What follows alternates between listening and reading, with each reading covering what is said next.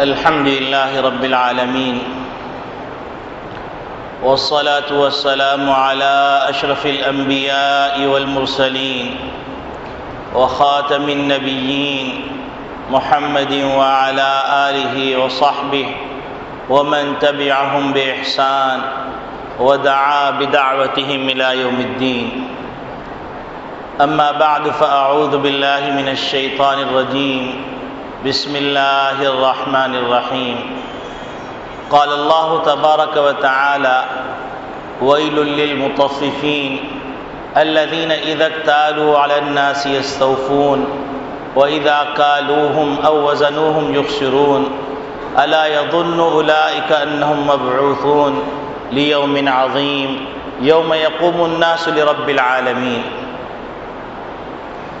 وقال النبي صلى الله عليه وسلم: المؤمن أخو المؤمن، المسلم أخو المسلم، لا يظلمه ولا يسلمه. وقال النبي صلى الله عليه وسلم: المؤمن للمؤمن كالبنيان يشد بعضه بعضا ويشبك أصابعه، أو كما قال عليه الصلاة والسلام. میرے محترم بزرگوں، عزیز دوستوں، دینی اسلامی بھائیوں، اللہ رب العالمین نے اس انسان کو پیدا فرمایا اور اللہ رب العالمین اس انسان کی نفسیات سے سب سے زیادہ واقف ہیں. اللہ رب العالمین اس کی ایک ایک رگ سے واقف ہیں کہ اس انسان میں کیا خوبیاں ہیں، کیا خامیاں ہیں، اس کو کیسے کیسے احساسات سے نوازا گیا ہے، کیسی کیسی خواہشات اس کے اندر رکھی گئی ہیں، کیسے کیسے تصورات اس کے دماغ میں آ سکتے ہیں، کیسی کیسی چیزیں اس کو بے چین کر سکتی ہیں، کیسی کیسی چیزیں اس کو خوش کر سکتی ہیں، کن چیزوں سے یہ خوش ہوگا اور کن چیزوں سے یہ ناخوش ہوگا، کن چیزیں اس کو راحت دیں گی اور کون سی چیزیں ایسی ہوں گی جو اس کو بے قراری کا باعث بن جائیں گی. اللہ رب العالمین نے اس انسان کو پیدا فرمایا اور پیدا فرمانے کے بعد اللہ رب العالمین نے مختلف قوموں، مختلف نسلوں سے اس کی نسبت کروا دی.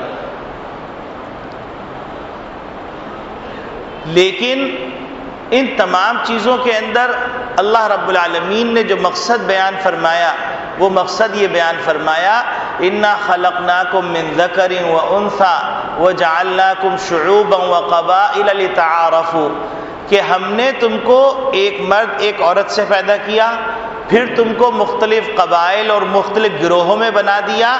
یہ سارا کام اس لیے کیا تاکہ تمہاری شناخت ہو سکے.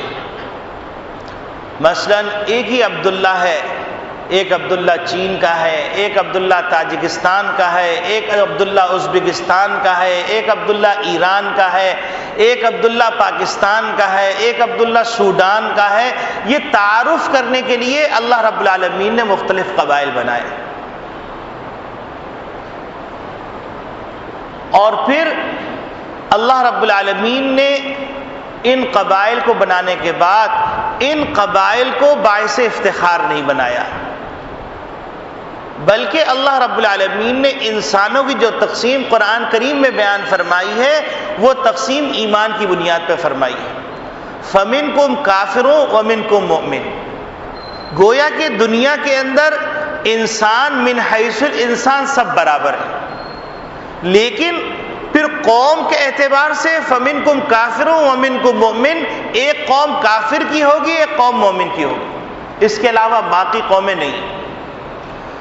تو قرآن کریم کی روح سے انسان کی جو تقسیم ہوئی دو قوموں کے اندر، تو انہی بنیادوں پر قومی مفادات کا تعین ہوگا. اگر کوئی آدمی قومی مفادات کا تعین کرتا ہے قبائل کی بنیاد پر، علاقے کی بنیاد پر، زبان کی بنیاد پر، نسبت کی بنیاد پر، تو وہ بھول بھلیوں میں پڑا ہوا ہے. وہ قرآن کریم کے مزاج سے واقف نہیں. اللہ کی تخلیق کی تقسیم سے واقف نہیں، وہ ٹھوکر کھائے گا، وہ کامیاب نہیں ہوگا، وہ ناکام ہوگا، نامراد ہوگا، کیونکہ اس کائنات کا نظام اللہ رب العالمین چلا رہے ہیں۔ جب اس کائنات کا نظام اللہ رب العالمین چلا رہے ہیں اور اس انسان کو اللہ رب العالمین نے پیدا فرمایا ہے، اور اس انسان کی ضروریات، اس انسان کی نفسیات، اس انسان کی خواہشات، اس انسان کے نقصانات سے اللہ سے زیادہ کوئی واقف نہیں ہے، تو پھر اس کے علاوہ جتنی تقسیمیں کی جائیں گی وہ سب باطل تقسیمیں ہوں گی۔ اللہ رب العالمین نے لقد خلقنا الانسان فی احسن تقویم قرآن کریم میں ذکر کیا کہ سب سے بہترین سانچے میں اس انسان کو پیدا فرمایا، اور پھر اس انسان کے اندر اگر کوئی تقسیم رکھی ہے تو وہ ایمان اور کفر کی بنیاد پہ رکھی ہے۔ فمنکم کافر ومنکم مؤمن، کہ تم میں سے بعض مومن ہیں، تم میں سے بعض کافر ہیں۔ تو گویا کہ قرآن کی نگاہ کے اندر، اللہ کی نگاہ میں، رسول اللہ صلی اللہ علیہ وسلم کی نگاہ میں قوم کی جو تقسیم ہو رہی ہے وہ تقسیم ایمان اور کفر کی بنیاد پہ ہو رہی ہے۔ اور اب قومی ضروریات کا جو تعین کیا جائے گا، قومی مفادات کا جو تعین کیا جائے گا، وہ ایمان کی بنیاد پہ کیا جائے گا، قرآن کی بنیاد پہ کیا جائے گا، حدیث کی بنیاد پہ کیا جائے گا، حدیث کی تشریحات کی بنیاد پہ کیا جائے گا۔ تو میرے عزیز دوستو بھائیو، ایک بات جو عرض کرنی ہے، جو اس وقت امت کے اندر انتشار پھیلا ہوا ہے، اور پاکستان جو وجود میں آیا، یہ پاکستان بھی دو قومی نظریے کی بنیاد پہ وجود میں آیا۔ جو پرانے بوڑھے موجود ہیں وہ جانتے ہیں کہ گلی گلی کوچے میں لوگوں کے منہ پہ ایک ہی لفظ تھا کہ پاکستان کا مطلب کیا، لا الہ الا اللہ، ٹوٹ کے رہے گا ہندوستان، بن کے رہے گا پاکستان۔ تو یہ مطالبہ دو قومی نظریے کی بنیاد پہ ہوا تھا، ایک قوم کفر کی تھی اور ایک قوم اسلام کی تھی، اور اسی بنیاد پر اس ملک کی تقسیم کی گئی، ورنہ اس کی تقسیم جواز نہیں تھا۔ تو اب ملکی مفادات کا تعین، قومی مفادات کا تعین، قومی مفادات کی بنیاد پہ فیصلہ کرنا قرآن کی بنیاد پر ہوگا، اور اگر قرآن کی بنیاد سے ہٹ کر علاقائی بنیادوں پر، عصبیت کی بنیاد پر، زبانوں کی بنیاد پر، اور جو ہے قبائل کی بنیاد پہ کیا جائے گا تو شیرازہ بکھر جائے گا۔ چونکہ قرآن کریم میں واضح طور پہ دو خط کھینچ دیے گئے ایمان اور کفر کے درمیان، ایک کو ایمان کا خط قرار دے دیا گیا، ایک کو کفر کا خط قرار دے دیا گیا۔ تو فمنکم کافرون، جو بھی ایمان والا ہوگا وہ ایک قوم ہے، چاہے وہ سندھی ہو، وہ چاہے پنجابی ہو، چاہے وہ پٹھان ہو، چاہے وہ مہاجر ہو، چاہے وہ بلوچی ہو، چاہے وہ سرائکی ہو، چاہے وہ کسی بھی قوم و خطے سے تعلق رکھتا ہے، وہ مومن ایک ہے، وہ ایک قوم ہے۔ اور پھر اس کے بعد اللہ کے انکار کرنے والے جس شکل کے اندر بھی ہو، جس دھرم کے ماننے والے ہوں، چاہے وہ بدھا کے ماننے والے ہوں، چاہے وہ ہنومان کے ماننے والے ہوں، چاہے وہ زرتشت ہوں، چاہے وہ یہودی ہو، چاہے وہ نصرانی ہو، چاہے وہ مجوسی ہو، یہ سب کے سب ایک قوم ہے۔ اور نبی کریم صلی اللہ علیہ وسلم نے اس کی صراحت بڑی صراحت کے ساتھ فرمائی، الکفر ملت واحدہ، کفر ایک ملت ہے۔ تو گویا کہ قرآن کی بنیاد پر جو تقسیم ہو رہی ہے، چاہے وہ پاکستان میں بسنے والے مومنین ہو، چاہے وہ ہندوستان میں بسنے والے مومنین ہو، چاہے وہ ایران میں بسنے والے مومنین ہو، چاہے وہ ایشیا کے کسی خطے میں بسنے والے ہوں، کسی بر اعظم میں بسنے والے ہوں، وہ سب کے سب ایک قوم۔ یہ قرآنی تصور، یہ کسی مولوی کا تصور نہیں، یہ کسی مولوی کی اپنی طرف سے تشریح نہیں، اس انسان کے خالق نے تقسیم کی۔ اس کے علاوہ جتنی تقسیمیں ہیں، ان تقسیموں کے بارے میں اللہ رب العالمین نے بڑی صراحت کے ساتھ نص قطعی میں فرما دیا، وَجَعَلْنَاكُمْ شُعُوبًا وَقَبَائِلَ لِتَعَارَفُوا، کہ ہم نے جو تمہیں قوموں اور نسلوں میں، قبیلوں میں تقسیم کیا ہے، یہ صرف اور صرف تعارف کی بنیاد پہ کیا۔ اب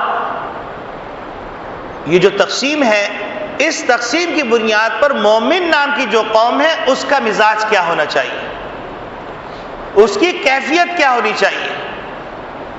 تو نبی کریم صلی اللہ علیہ وسلم ارشاد فرماتے ہیں، تَرَى الْمُؤْمِنِينَ فِي تَوَادِّهِمْ وَتَعَاطُفِهِمْ وَتَرَاحُمِهِمْ كَالْبُنْيَانِ، کل جسد، کہ مومن آپس میں محبت کی بنیاد پر، شفقت کی بنیاد پر، رحم کی بنیاد پر، ہمدردی کی بنیاد پر ایک جسد کی طرح ہے۔ ایسی بلیغ مثال دی، ایسی بلیغ مثال دی کہ آدمی حیران رہ جاتا ہے کہ اس سے زیادہ بلیغ مثال ہو ہی نہیں سکتی، کہ ایک جسد کے معنی اذا اشتکى عضو، ایک انگلی کو بھی اگر نقصان پہنچ رہا ہے، تکلیف پہنچ رہی ہے، تداعى له سائر الجسد بالسہر والحمى، کہ پورا جسم جو ہے جاگنے میں اور بخار کے اندر تپنے لگتا ہے اور جاگنے کی بے چینی کی وجہ سے جاگتا ہے۔ اب آپ دیکھیے اس سے زیادہ کیا بلیغ مثال ہوگی کہ ایک آدمی کی انگلی میں چوٹ لگی، چوٹ انگلی میں لگی ہے، پورا جسم بے چین ہو گیا، اب دماغ اس پر لگ گیا کہ اس تکلیف کو دور کیسے کیا جائے، تو دماغ نے مشورہ دیا کہ ڈاکٹر کے پاس جانا چاہیے۔ اب آنکھ نے کہا چلو ڈاکٹر کے پاس چلتے، میں تمہیں راستہ دکھاؤں گی۔ کان نے کہا کہ راستے سے متعلق کوئی بات اگر سننے میں آ رہی ہے تو اس کو سن لینا۔ پاؤں کہہ رہا ہے، اب دیکھیے پاؤں کا کتنا بڑا وجود ہے، ایک چھوٹی سی انگلی، پاؤں کہہ رہا ہے کہ چلو میں تمہیں لے کے چلتا ہوں، پورے وجود کو لے کے چل رہا ہے، اور دل دماغ سب چیزیں متوجہ ہیں اس انگلی کی تکلیف کو دور کرنے کے لیے۔ زبان جا رہی ہے اور اس انگلی کی تکلیف کو بیان کر رہی ہے، ڈاکٹر صاحب اس میں یہ تکلیف ہو گئی ہے، اتنی دیر سے تکلیف ہے، اس میں یہ ہو گیا تھا، یہ ہو گیا تھا۔ اب کان سن رہا ہے کہ ڈاکٹر جو ہدایت دے رہے ہیں، کان نے سنا، دماغ نے محفوظ کیا۔ اب ایک ہاتھ کام کر رہا ہے، جیب سے پیسے نکال رہا ہے کہ اس انگلی کی تکلیف دور جائے، دوسرا ہاتھ کام کر رہا ہے، دوا ہاتھ میں پکڑ رہا ہے۔ اب آپ دیکھیے نبی کریم صلی اللہ علیہ وسلم نے اتنی بلیغ مثال دی، اتنی بلیغ مثال دی کہ مومن نام کی جو قوم ہے، امت مسلمہ جس کو کہتے ہیں، اس کی مثال ایک جسد واحد کی طرح ہے۔ اگر شام میں تکلیف ہوتی ہے تو سارے مسلمان غمگین ہوں گے، اگر افغانستان میں تکلیف ہوتی ہے تو سارے مسلمان بے چین ہو جائیں گے، اگر عراق میں تکلیف ہوتی ہے تو سارے مسلمان بے چین ہو جائیں گے، حتیٰ کہ اگر امریکہ کے اندر کسی مسلمان کو تکلیف ہوتی ہے تو سارے مسلمان بے چین ہو جائیں گے۔ اور باطل نے اس حقیقی تقسیم کو تقسیم در تقسیم کے اندر داخل کر کے جو حقیقی بنیاد تھی اس کو توڑ دیا، اور باطل نے کہہ دیا تم تاجکی ہو، تم ازبکی ہو، تم ایرانی ہو، تم افغانی ہو، تم پٹھان ہو، تم بلوچی ہو، تم سندھی ہو، تم مہاجر ہو، تم فلاں ہو، تم فلاں ہو، تم فلاں ہو، تقسیم در تقسیم۔ پھر اس کے بعد قوموں کے اندر، قوموں کے خاندانوں کے اعتبار سے تقسیم کر دی۔ اب بلوچی ہیں تو بھائی یہ سردار قبیلے سے تعلق رکھتا ہے، یہ فلاں قبیلے سے تعلق رکھتا ہے، مہاجر ہیں تو فلاں صاحب اس طبقے سے تعلق رکھتے ہیں، یہ اعلیٰ ہو گئے، یہ ادنا ہو گئے۔ حالانکہ قرآن کہہ رہا ہے کہ اعلیٰ ادنا کو اگر پہچاننا ہے، ان اکرمکم عند اللہ اتقاکم، تقوی کی بنیاد پر اعلیٰ ادنا کا فیصلہ ہوگا۔ نبی کریم صلی اللہ علیہ وسلم نے یہ فرما دیا من بطأ عملہ لم یسرع نسبہ، اگر کسی کے عمل نے اس کو جہنم کے قریب کر دیا، جنت سے دور کر دیا، تو اس کا نسب اس کو جنت کے قریب نہیں لے کے جا سکتا۔ یہ بڑی صراحت کے ساتھ نبی کریم صلی اللہ علیہ وسلم فرمایا، یہ بنیادیں ہیں جس پہ قومی مفادات کا تعین ہونا ہے، جس پہ قومی مفادات کے فیصلے ہونے۔ اور پھر نبی کریم صلی اللہ علیہ وسلم نے اس بات کو اور وضاحت کے ساتھ فرمایا، المؤمن للمؤمن، مومن مومن کے لیے کل بنیان، ایک چٹان کی طرح ہے، یشد بعضہ بعضا، ایک مومن دوسرے مومن کو مضبوط کرتا ہے۔ وشبک اصابعہ، نبی کریم صلی اللہ علیہ وسلم نے اپنی انگلیوں کو انگلیوں میں ڈال کے ایسے اشارہ فرمایا کہ جس طرح یہ مضبوط ہو جاتے ہیں، اس طرح مومن ایک دوسرے کو مضبوط کرتا ہے۔ ایک اور جگہ نبی کریم صلی اللہ علیہ وسلم فرمایا، المسلم اخو المسلم لا یظلمہ ولا یسلم، مومن مومن کا بھائی ہے، مسلمان مسلمان کا بھائی ہے، اور بھائی کی حقیقت سننی ہے تو سنو، لا یظلمہ، نہ وہ اپنے بھائی پہ ظلم کرتا ہے، ولا یسلم، نہ اس کو بے یار و مددگار چھوڑتا ہے۔ یہ تو قرآنی تصور ہے۔ جو قومیت پہ اگر تقسیم کرنی ہے تو ایمان کی ایک قوم ہے، مومنین کی ایک قوم ہے، ایک کافر کی قوم، اس کے علاوہ کوئی تقسیم قرآن نے نہیں مانی، اس کے علاوہ کوئی قومی مفادات کے فیصلے کے قرآن نے تصور نہیں دیا۔ یہ پہلی بات ہے۔ دوسری بات کہ بعض لوگ یہ سمجھتے ہیں کہ قومی مفادات ایک حقیر سی چیز ہے۔ نبی کریم صلی اللہ علیہ وسلم نے قومی مفادات قومی مفادات کی اہمیت ایک حدیث میں بخاری شریف کی روایت ہے، آدمی حیران رہ جاتا ہے کہ نبی کریم صلی اللہ علیہ وسلم نے قومی مفادات کی اہمیت کو کتنے بلیغ انداز سے بیان فرمایا۔ ایک موقع پہ نبی کریم صلی اللہ علیہ وسلم فرماتے ہیں کہ دیکھو، اچھا یہاں پر ایک اور نبی کریم صلی اللہ علیہ وسلم کا معجزہ کہ آپ صلی اللہ علیہ وسلم کے زمانے میں تو کشتی تھی نہیں، اور نبی کریم صلی اللہ علیہ وسلم ایسی بلیغ مثال دے رہے، اور وہ بھی آج کل کا ماڈرن جو 2 منزلہ 3 منزلہ جہاز ہوتا ہے اس سے مثال دی۔ تو یہ بھی نبی کریم صلی اللہ علیہ وسلم کا معجزہ ہے۔ آپ صلی اللہ علیہ وسلم نے فرمایا کہ دیکھو، ایک جہاز ہو پانی کا، اس کی 2 منزلیں ہوں، کچھ لوگ اوپر بیٹھے ہوں، ان کا قرا نکل آیا لہذا ان کی سیٹیں اوپر مقرر ہو گئیں، اور کچھ لوگ نیچے بیٹھے ہوں، ان کا قرا نیچے کا نکلا۔ پینے کا پانی اوپر رکھا ہوا ہے۔ اب نیچے والے یہ سوچتے ہیں کہ ہم بار بار اوپر جاتے ہیں، ہم کو بھی زحمت ہوتی ہے، اوپر والے جو بیٹھے ہوئے ہیں ان کو بھی بار بار زحمت ہوتی ہے، تو لہٰذا ایسا کرتے ہیں کہ ہم جہاز کے نیچے اس کے تہہ میں ایک چھید کر دیتے ہیں اور تازہ تازہ پانی لے لیتے ہیں، تو اس کے نتیجے کے اندر ہوگا کیا کہ دونوں زحمت سے بچ جائیں گے۔ اب دیکھیے فرد غلطی کر رہا ہے، نبی کریم صلی اللہ علیہ وسلم فرما رہے ہیں ہلکوا وہلکوا جمیعا، اگر اس فرد کو نہیں روکا جائے گا قومی مفادات کے خلاف کام کرنے سے تو تمام لوگ اوپر والے نیچے والے سب ہلاک ہو جائیں گے۔ نبی کریم صلی اللہ علیہ وسلم نے قومی مفادات کی اہمیت کو اس طرح اجاگر فرمایا، اور اللہ رب العالمین نے اس بات کو یوں ذکر فرمایا واتقوا فتنة لا تصيبن الذين ظلموا منكم خاصہ، کہ اے ایمان والو تم اس عذاب سے ڈرو، اس فتنے سے ڈرو جو صرف ظالمین تک نہیں پہنچے گا بلکہ سب کو اپنے لپیٹ میں لے لے گا۔ یہ قرآنی تقسیم عرض کر رہا ہوں، قرآنی تصور عرض کر رہا ہوں، اپنی طرف سے کوئی بات نہیں عرض کر رہا ہوں، اس پہ غور کیجئے، اگر ذمہ دار حضرات یہاں موجود ہیں وہ بھی غور فرمائیں۔ تو دنیا کے اندر اس انسان کو پیدا اللہ رب العالمین نے کیا۔ اللہ رب العالمین فرماتے ہیں لَقَدْ خَلَقْنَا الْإِنسَانَ فِي أَحْسَنِ تَقْوِيمٍ، ہم نے اس انسان کو بہترین سانچے میں پیدا کیا ہے، بہترین سانچے میں پیدا کیا۔ پھر اس کے بعد فرماتے ہیں کہ مختلف قبائل، مختلف قوموں، مختلف کنبوں میں ہم نے جو پیدا کیا ہے وَجَعَلْنَاكُمْ شُعُوبًا وَقَبَائِلَ لِتَعَارَفُوا، کوئی ایران میں پیدا ہوا، کوئی توران میں پیدا ہوا، کوئی ترکی میں پیدا ہوا، کوئی اسپانیہ میں پیدا ہوا، کوئی اسپین میں پیدا ہوا، کوئی بخارا میں پیدا ہوا، کوئی سمرقند میں پیدا ہوا، کوئی تاشقند میں پیدا ہوا، کوئی تاجستان پیدا ہوا، کوئی مدینے میں پیدا ہوا، کوئی مکے میں پیدا ہوا، کوئی عراق میں پیدا ہوا، کوئی بغداد میں پیدا ہوا، کوئی بصرہ میں پیدا ہوا، کوئی اسرائیل میں پیدا ہوا۔ یہ سارے لوگوں کو ہم نے جو پیدا کیا لتعارفوا، یہ تقسیم ہم نے صرف تعارف کے لیے کی۔ اب اگر افضلیت کی بنیاد دیکھنی ہے تو ان اکرمکم عند اللہ اتقاکم، افضلیت کی بنیاد تقوی پہ، اور اگر قومی تقسیم اور قومی مفادات کی بنیاد پہ فیصلہ کرنا ہے تو ایک طرف فمنکم کافرون، ایک طرف قوم ہے کافر کی، ومنکم مومنون، تم میں سے بعض جو ہے مومن ہے، اور کفر کے بارے میں کہہ دیا الکفر تو ملت واحدہ، کفر ایک ملت ہے، تو وہ کفر اپنے مفادات کا تعین کرے گی، اپنی قومی مفادات، قومی ضروریات کا تعین کرے گی کفر کی بنیاد پر، اور مومن کے بارے میں کہہ دیا گیا المؤمن کا جسد واحد، مومن ایک جسد واحد کی طرح۔ یہ 2 تقسیمیں ہوں گی۔ اب اس کے بعد قومی مفادات کی اہمیت وہ واضح کر دی گئی۔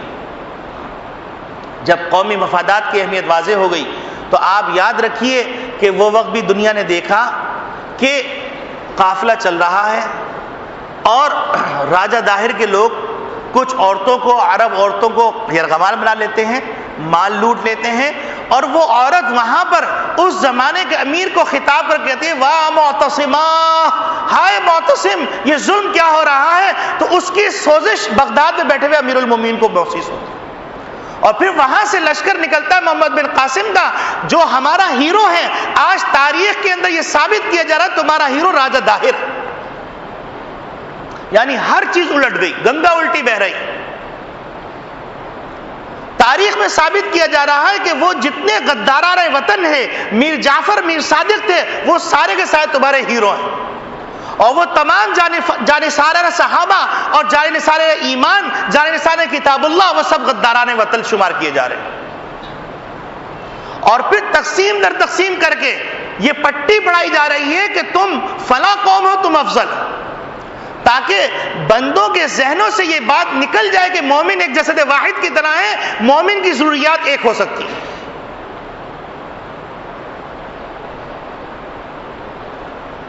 تو پھر محمد بن قاسم نکلے اور تاریخ کا جو واقعہ ہے وہ کسی سے پوشیدہ نہیں۔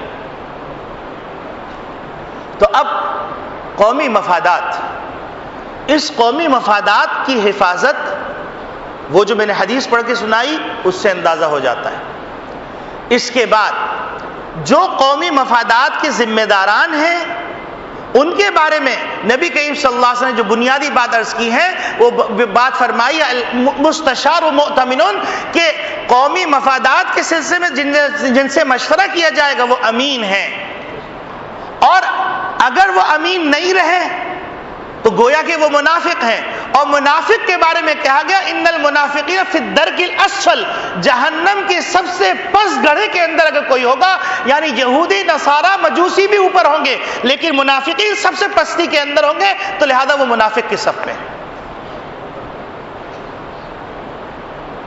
اور ساتھ ساتھ یہ بھی بتلا دیا گیا قومی مفادات کے تحفظ کے لیے نبی کریم صلی اللہ علیہ وسلم نے فرمایا المجالس بالامانہ، کہ قومی مفادات کی جو اجلاس ہوتا ہے اس اجلاس کو لیڈ کرنا اور اس مفادات کو زد پہنچانا یہ ایمان سے خارج ہونے کا خطرہ ہے۔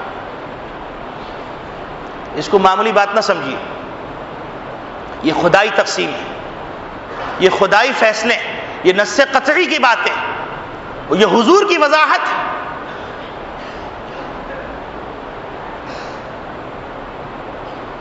تو میرے عزیز دوستو بھائیوں، یہ بنیادی بات ہے۔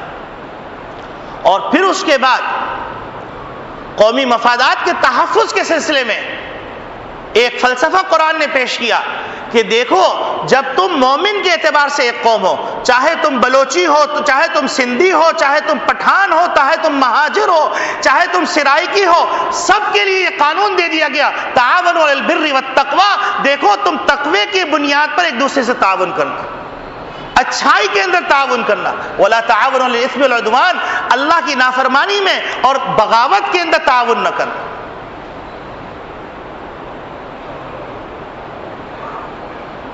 یہ مذہبی معاملہ ہے، اس کو معمولی نہ سمجھیے۔ قوم کی ان بنیادوں میں تعمیر کیجیے، ان کے اندر یہ شعور ڈیولپ کیجیے۔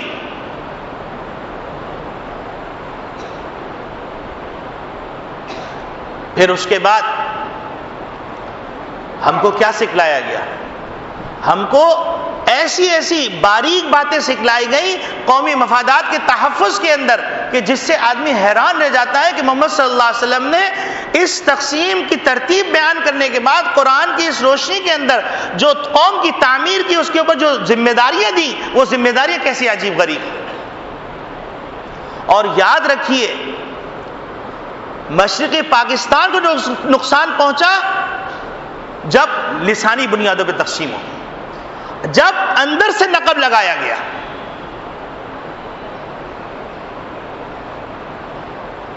جب یہ تصور ختم ہو گیا کہ تری المؤمنین فی توادہم وتعاطفہم وتراحمہم کجسد واحد، کہ مومن کو دیکھو گے یہ ایک جسد واحد کی طرح ہے، یہ تصور ختم ہو گیا۔ المؤمن للمؤمن کالبنیان، یہ تصور ختم ہو گیا۔ شہر میسور کو جو نقصان پہنچا ہے وہ نقب گھر سے لگا تھا، میر جعفر میر صادق نے نقب لگایا تھا، ورنہ وہ شہر میسور وہ شخصیت تھی کہ جب وہ شہید ہو گئے اس کے باوجود انگریز قریب نہیں آ رہا تھا اس خوف سے کہ کہیں اٹھ کے مار نہ دے۔ اللہ نے ایسا رعب رکھا تھا، ایسا دبدبہ رکھا تھا، لیکن ایسے غداران وطن کا انجام کیا ہوا کہ وہ میر جعفر میر صادق جو بڑے بڑے اعزازات کی توقع کرتے تھے اس سے پہلے دو ٹکڑے کر دیے گئے، اور کہا گیا کہ جو اپنی قوم کا نہیں تو وہ ہمارا کیا ہوگا۔ ہمارے سامنے تیونس کی مثال موجود ہے، ہمارے سامنے ابھی نئی نئی دنیا کی مثالیں موجود ہیں۔ 60 سال جو مومنین کا خون پیا، 40 سال جن مومنوں کا خون پیا اور مومنوں کو اذیت دی، ان کا انجام کیا ہوا؟ انہی لوگوں نے ان کو تباہ برباد کر دیا جن کے لیے وہ غداری کیا کرتے تھے۔ سیروا فی الارض فانظروا کیف کان عاقبۃ المکذبین، زمین میں چلو پھرو دیکھو کہ اللہ کے نافرمانوں کا انجام کیا ہوتا ہے۔ قرآن دعوت دے رہا ہے ان فی ذلک لعبرۃ لأولی الابصار، ان فی ذلک لعبرۃ لأولی الالباب، نافرمانوں کے لیے جو انجام ہے اور جو واقعات بیان کیے گئے عقل مندوں کے لیے اس میں نشانیاں ہیں، عبرت کا سامان۔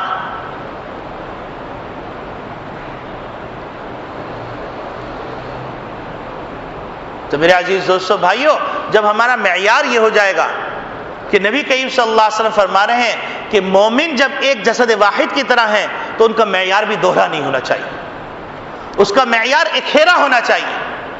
کہہ دیا گیا احب لاخیک ما تحب لنفسک، اپنے لیے جو پسند کرتے ہو اپنے بھائی کے لیے پسند کرو۔ وکرہ لاخیک ما تکرہ لنفسک، تم اپنے لیے جو چیز ناپسند کرتے ہو اپنے بھائی کے لیے ناپسند کرو۔ دوہرا معیار نہیں رکھا۔ فیصلہ کرتے ہوئے تم تصور کرو کہ اگر تمہاری اولاد کے لیے یہ فیصلہ کرنا پڑے تو کیا تم یہ فیصلہ کرو گے؟ تمہیں اپنی ذات کے لیے فیصلہ کرنا پڑے تو کیا تم یہ فیصلہ کرو گے؟ تو پھر کیسے مومن قوم کے لیے ایسے غلط فیصلے کرتے ہو؟ یہ نص قطعی، نص سے وضاحت کے ساتھ یہ بات واضح ہو رہی۔ اور پھر میں نے آپ کے سامنے جو آیت پڑھی وہ آیت بھی عجیب غریب ہے۔ اس آیت میں اللہ رب العالمین نے پورے انسانوں کو چونکا دیا، اور اگر دیکھا جائے قومی مفادات کو نقصان پہنچنے کی بنیادی وجہ کام چوری اور حرام خوری، کام نہیں کرنا پیسے پورے لینے، قومی مفادات کا سودا کر دینا ہے حرام خوری کے ساتھ۔ اس آیت میں اللہ رب العالمین ارشاد فرماتے ہیں ویل للمطففین، ہلاکت ہے مطففین، تطفیف کے عمل میں مبتلا لوگوں کو۔ الذین اذا اکتالوا، وہ لوگ، ان کی حقیقت سننی ہے، ان کے پیمانے الگ الگ ہیں، ان کے پیمانے الگ الگ ہیں۔ اذا اکتالوا علی الناس یستوفون، جب لوگوں سے لینے کی باری آتی ہے تو پورا پورا لیتے ہیں۔ وَإِذَا كَالُوهُمْ أَوْ وَزَنُوهُمْ يُخْسِرُونَ، جب لوگوں کو دینے کی باری آتی ہے تو اس میں کوتاہی کرتے ہیں۔ اور پھر اللہ رب العالمین نے سخت ترین دھمکی دی، أَلَا يَظُنُّ أُولَٰئِكَ أَنَّهُمْ مَبْعُوثُونَ، کیا ان کا خیال یہ ہے کہ وہ دوبارہ اٹھا کر ہمارے سامنے پیش نہیں کیے جائیں گے؟ لیوم عظیم، ایک ایسے دن جو بہت عظمت والا دن ہے، بڑی ہیبت والا دن ہے۔ یوم یقوم الناس لرب العالمین، تمام لوگ پروردگار عالم کے سامنے کھڑے ہوں گے، اس دن ان کو اٹھایا جائے گا۔ اور تطفیف کیا چیز ہے؟ حضرت امام المفسرین حضرت عبداللہ ابن عباس رضی اللہ تعالی عنہما ارشاد فرماتے ہیں ویل للمطففین کی تشریح کرتے ہوئے شدت العذاب للمطففین من الصلاۃ والزکاة والصیام وغیر ذلک من العبادات، یعنی تطفیف کا عمل صرف تجارت کے اندر ناپ تول میں کمی نہیں ہے، بلکہ حقوق اللہ، حقوق العباد، جس میں بھی کوتاہی کی جائے گی وہ اس وعید کے اندر شامل ہو جائے گا۔ بیوی کے حق میں کوتاہی کی وہ بھی مطفف ہے، آقا کے حق میں کوتاہی کی وہ بھی مطفف ہے، مومنین کے حق میں کوتاہی کی وہ بھی مطفف ہے، ملکی مفادات کے حق میں کوتاہی کی وہ بھی مطفف ہے، اور اپنے اشخاص کے حق میں کوتاہی کی وہ بھی مطفف ہے۔ جتنے حقوق ہو سکتے ہیں تشریح کرتے چلے جائیے، وہ تمام حقوق میں کوتاہی کرنے والا مطفف ہے۔ عبداللہ ابن عباس رضی اللہ تعالیٰ عنہما، جن کے لیے نبی کریم صلی اللہ علیہ وسلم یہ دعا فرمائی تھی کہ اے اللہ عبداللہ ابن عباس کو کتاب کا علم عطا فرما اور دین کی مضبوط سمجھ عطا فرما، وہ اس کی تشریح کر کے فرما رہے ہیں مطفف ہر وہ شخص ہے جو حقوق اللہ میں بھی کوتاہی کرے یا حقوق العباد میں بھی کوتاہی کرے۔ تو میرے عزیز دوستو بھائیو، ہم سوچیں، اور پھر تطفیف کا عمل کوئی معمولی عمل نہیں ہے، یہ معمولی گناہ نہیں۔ اب میں آپ کو بتاؤں اس گناہ کی شدت کا اندازہ اس سے ہوتا ہے کہ حضرت شعیب علیہ السلام کی ایک قوم تھی، اس قوم کے اندر ایک برائی تھی، وہ برائی یہ تھی کہ ناپ تول میں کمی کرتی تھی۔ اب ناپ تول میں کمی کرنے کے اندر ساری صورتیں داخل ہیں، مثلا جو آرڈر ہے اس کے مطابق مال نہیں دیا، یہ بھی ناپ تول میں کمی، جو جتنا مانگا گیا اتنا نہیں دیا گیا، یہ بھی ناپ تول میں کمی۔ حتیٰ کہ ایک عبرتناک واقعہ عرض کرتا چلوں، کہ ایک آدمی کا انتقال ہو گیا، اس کا پڑوسی بھی تاجر تھا، وہ جس کا انتقال ہوا وہ بھی تاجر تھا. صبح وہ آیا تو دیکھا اپنے ترازو کو توڑ رہا ہے. تو لوگوں نے پوچھا کہ میاں یہ کیا کر رہے ہیں آپ؟ تو کہنے لگے بھیا میرا پڑوسی جو تاجر تھا اس کا انتقال ہو رہا تھا تو وہ چیخ رہا تھا اور کہہ رہا تھا کہ میں کلمہ پڑھنا چاہ رہا ہوں، کلمہ نہیں پڑھ سک رہا کیونکہ میں جس ترازو سے تولتا تھا اس کا جو کانٹا میرے یہاں پھنسا ہوا ہے اور میں ناپ تول میں کمی کرتا. دنیا کے اندر اللہ نے مشاہدہ کروا دیا کہ دیکھو اس ناپ تول کی کمی کا انجام یہ ہوا کہ اس کو کلمہ نصیب نہیں ہو رہا. ہم سمجھ رہے 2 پیسے گھر لے آئیں گے. آپ مجھے بتاؤ گھر کا سکون غارت ہو گیا، انگارے گھر لے کے آؤ گے تو گھر میں سکون آئے گا یا آگ آئے گی؟ جعلی پرفیوم، جعلی دوائیں، جعلی چیزیں، آرڈر کے مطابق چیز نہ دینا، ناپ تول میں کمی کرنا. آٹا ہے، آٹے کے اندر بہت ساری گند ملا دی اور بیچ رہے ہیں. مسالے ہیں اس میں گند ملا دی بیچ رہے ہیں. اور جب پکڑا گیا کہا گیا تو کہنے لگے ہم زکوٰۃ کیسے ادا کریں؟ نعوذ باللہ من ذالک. حالانکہ یہ صریح حکم ہے کہ اگر کوئی آدمی حرام مال کو ثواب کی نیت سے دے گا اس کے ایمان جانے کا خطرہ ہے. ناپ تول میں کمی ہو رہی ہے، حاجی صاحب بھی نام لگا ہوا ہے اور 3-4 حج کرنے کے بعد حاج ہو گئے اور پھر اس کے بعد تمام تماشے ہو رہے ہیں لیکن حاجی صاحب بھی. اللہ کو دھوکہ نہیں دیا جا سکتا. تو حضرت شعیب علیہ السلام کی قوم اس نافرمانی میں مبتلا تھی. حضرت شعیب علیہ السلام نے جا کے سمجھایا، سمجھانے کے بعد کہا کہ دیکھو ایسی حرکت نہ کرو، اللہ کا عذاب آ جائے گا. تو اب آپ دیکھیے ہر سرمایہ دار کا جو دماغ ہوتا ہے وہ اسی طرح کا ہوتا ہے. اب وہ کیا کہنے لگا؟ اصلاتک تأمرک ان نترک ما یعبد آباؤنا او ان نفعل فی اموالنا ما نشاء.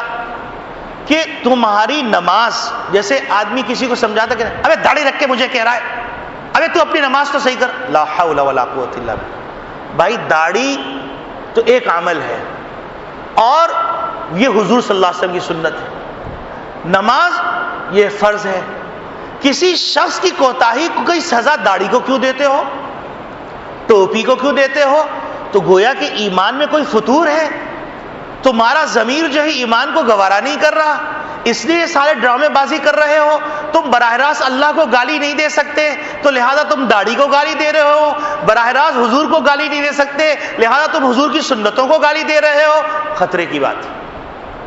تو انہیں بھی وہاں پر وہی طریقہ اپنایا، کہنے لگے اصلاتک تأمرک ان نترک ما یعبد آباؤنا. کیا تمہاری نماز تم کو یہ حکم دیتی ہے کہ ہمارے آبا و اجداد جو حرکتیں کیا کرتے تھے، جن معبودوں کی عبادت کیا کرتے تھے، جس طریقے سے کام کیا کرتے اس کو ہم چھوڑ دیں؟ او ان نفعل فی اموالنا ما نشاء، اور ہم اپنے مال میں تصرف من چاہی طریقے سے نہ کر سکے؟ یہ تمہاری نماز تم کو حکم دے رہی ہے؟ بھائی یہ میری محنت کا پیسہ ہے، میں نے کمایا، میں جس طرح چاہا خرچ کروں. اب آپ دیکھیے یہ تو قوم کا جواب تھا. حضرت شعیب علیہ السلام سمجھاتے رہے. قومی مفادات کے اندر قرآن نے ایک تصور اور دیا، اسی کے ذیل میں عرض کرتا چلوں.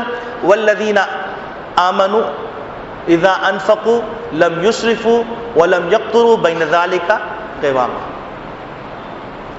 کہ جو لوگ ایمان والے ہیں جب خرچ کرنے کی باری آتی ہے تو نہ تو وہ اسراف کرتے ہیں اور نہ ہی بخل سے کام لیتے ہیں.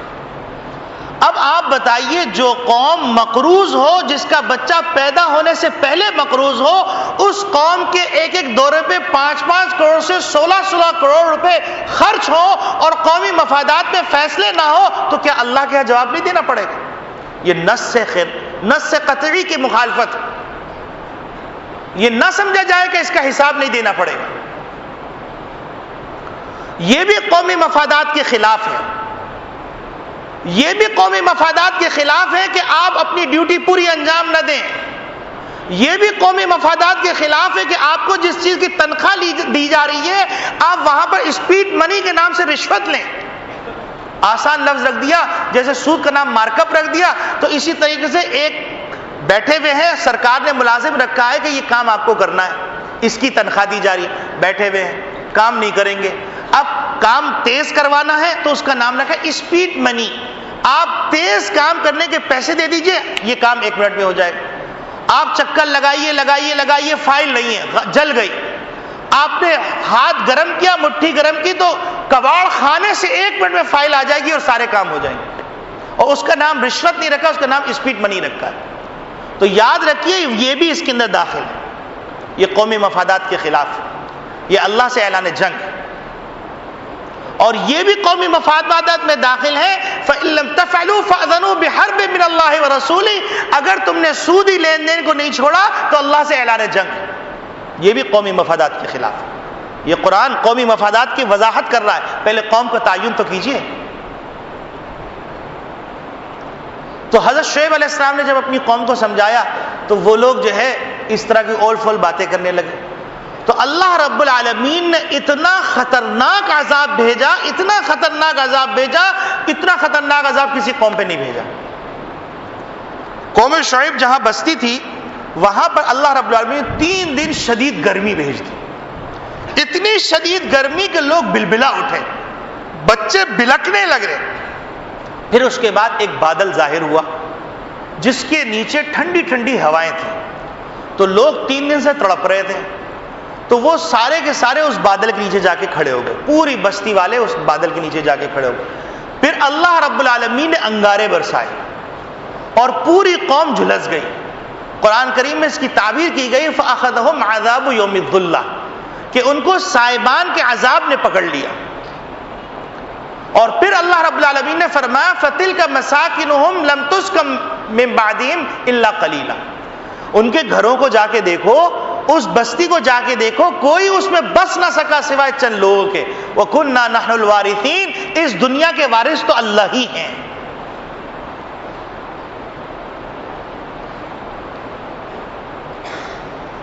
تو میرے عزیز دوستو بھائیو، قومی مفادات کا تعین اگر کرنا ہے تو فَمِنْكُمْ كَافِرٌ، مومن کی بنیاد پہ کیجئے، اور پھر مومن کی جو ذمہ داریاں بیان کی گئی ہیں اس کی بنیاد پہ کیجئے، اور کافر کی جو مفادات ہیں اس کی بنیاد پہ کیجئے۔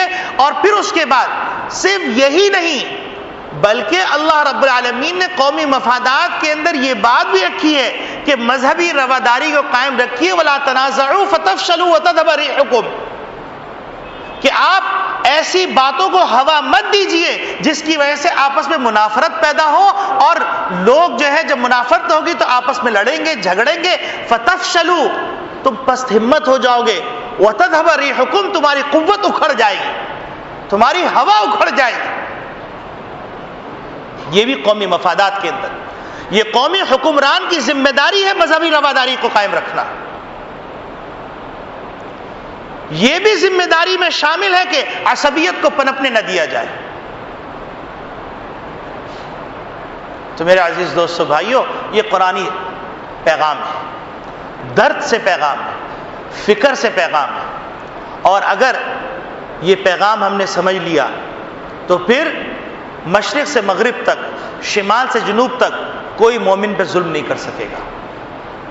آج جہاں پر موقع آ رہا ہے وہ مسلمان پہ ظلم کر رہا ہے، جس آدمی کو موقع مل رہا ہے وہ مسلمان پہ ظلم کر رہا ہے۔ اور یہاں پر وہ شعر بالکل برمحل ہے، وائے ناکامی متائے کارواں جاتا رہا، ہائے افسوس کہ کارواں کا جو سامان تھا وہ تو لٹ گیا۔ وائے ناکامی متائے کارواں جاتا رہا، کارواں کے دل سے احساس زیاں جاتا رہا۔ اب یہ جو قافلہ ہے، یہ مومنوں کا جو قافلہ ہے، اس کے دل سے احساس زیاں بھی چلا گیا، اس کو پتہ ہی نہیں کہ اس کی کتنا بڑا سرمایہ لٹ چکا ہے۔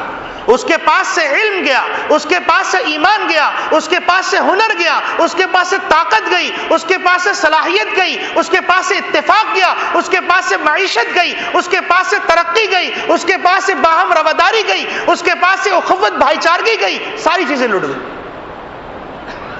اب ہر آدمی سے ملیے تو وہ یا تو مہاجر ہے، یا وہ پٹھان ہے، یا وہ پنجابی ہے، یا وہ سرائکی ہے، یا وہ سندھی مومن بھی ہے کہ نہیں،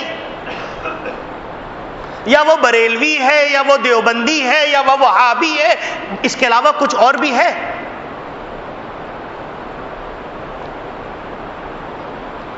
آج قرآن کریم اور حدیث مبارکہ کا وہ نقشہ سامنے آ رہا ہے کہ جس کے بارے میں نبی کریم صلی اللہ علیہ وسلم نے ارشاد فرمایا تھا کہ قیامت کے قریب یہ وقت آ جائے گا کہ ساری قومیں تمہارے گرد اس طرح جمع ہو جائیں گی جیسے کھانے کی تھال کے گرد جمع ہوتی ہیں، اور پھر ایک دوسرے کو دعوت دیتی ہیں اور ہر شخص اپنا حصہ لینا چاہتا ہے. کوئی بلوچستان کے اندر اپنا حصہ لینا چاہتا ہے، کوئی سندھ کے اندر اپنا حصہ لینا چاہتا ہے، کوئی پنجاب میں اپنا حصہ لینا چاہتا ہے، کوئی کراچی میں اپنا حصہ لینا چاہتا ہے. لیکن حرمین شریفین کی فکر کون کرنے والا ہے؟ حرمین شریفین کی پاسبان کی کون فکر کرنے والا ہے؟ تو صحابہ اکرام رضوان اللہ اجمعین سے نبی کریم صلی اللہ علیہ وسلم فرمایا کہ تم میں وہاں کیا، صحابہ نے پوچھا کہ نحنو یومئذ، اس دن ہم کیا بہت کم ہوں گے؟ تو نبی کریم صلی اللہ علیہ وسلم فرمایا نہیں، اس دن تم بہت ہوگے، لیکن تمہاری حقیقت کیا ہوگی؟ انکم غثاء کغثاء السیل، تمہاری حقیقت یہ ہوگی تم ایک سیلاب کا جو جھاگ ہوتا ہے اس جھاگ کے مانند. اور یہ کیفیت کیوں ہو جائے گی؟ نبی کریم صلی اللہ علیہ وسلم فرمایا یہ کیفیت اس لیے ہو جائے گی تمہارے اندر وہن داخل ہو جائے گی. صحابہ اکرام رضوان اللہ اجمعین نے عرض کیا اے اللہ کے رسول مل وہن، وہن کیا چیز ہے؟ تو نبی کریم صلی اللہ علیہ وسلم فرمایا حب الموت حب الدنیا و کراہیت الموت، تمہارے دل کے اندر دنیا کی محبت گھس جائے گی اور موت کی نفرت آ جائے گی. تو میرے عزیز دوستو بھائیو، میں اپنی گفتگو اسی پہ ختم کرتا ہوں اور یہ بات عرض کرنا چاہتا ہوں کہ قرآن کا مطالعہ کیجئے اور مطالعہ کرنے کے بعد اپنی قومی مفادات کا تعین کیجئے اور قومی مفادات کا تعین کر کے اس کو آئین کا حصہ بنائیے. اور پھر دیکھیے کہ انہی بظاہر ایسے معمولی لوگ ہیں لیکن حقیقت کے اندر یہ ہیرے جواہرات ہیں، لیکن جوہری کی نگاہ چاہیے. نبی کریم صلی اللہ علیہ وسلم وہ جوہری تھے جنہوں نے قیمتی پتھروں کو پہچانا اور پہاڑوں کے اندر پڑے ہوئے پتھر، کچرے میں پڑے ہوئے پتھر، ان پتھروں کو پالش کیا، ان پتھروں کو خوب مزین کیا. تو عمر بن خطاب رضی اللہ تعالیٰ وجود میں آئے، ابو بکر صدیق رضی اللہ تعالیٰ وجود میں آئے، عثمان غنی رضی اللہ تعالیٰ وجود میں آئے، طارق بن زیاد وجود میں آئے، خالد بن ولید وجود میں آئے، سعد بن ابی وقاص وجود میں آئے، حضرت ابو دجانہ رضی اللہ تعالیٰ وجود میں آئے رضی اللہ عنہم اجمعین. وہی جوہری آج پھر قرآن اور حدیث کی شکل میں موجود ہے اور انتخاب کرنے کے لیے بیٹھا ہوا ہے. فیصلہ آپ کے ہاتھ میں ہے، آپ اپنے آپ کو اس جوہری کے حوالے کر دیں، اپنے ان کے دامن سے وابستہ ہو جائیں، ان کے قدموں میں جا کے بیٹھ جائیں اور چاہیں تو اس سے منہ موڑ لیں. لیکن یاد رکھیے فَإِن تَوَلَّوْا يَسْتَبْدِلْ قَوْمًا غَيْرَكُمْ ثُمَّ لَا يَكُونُوا أَمْثَالَكُمْ. اگر تم اس جوہری کے غلامی کو قبول نہیں کرو گے تو یاد رکھو تم اگر اعراض کرو گے اللہ تمہارا محتاج نہیں. اللہ نے ابابیل سے کام لیا، اللہ نے تاتاریوں سے کام لیا، اللہ نے منگولوں سے کام لیا، اللہ نے رشین سے کام لیا، اللہ نے دنیا کے مختلف قوموں سے کام لیا. ہماری تمہاری ذات کا اللہ محتاج نہیں ہے.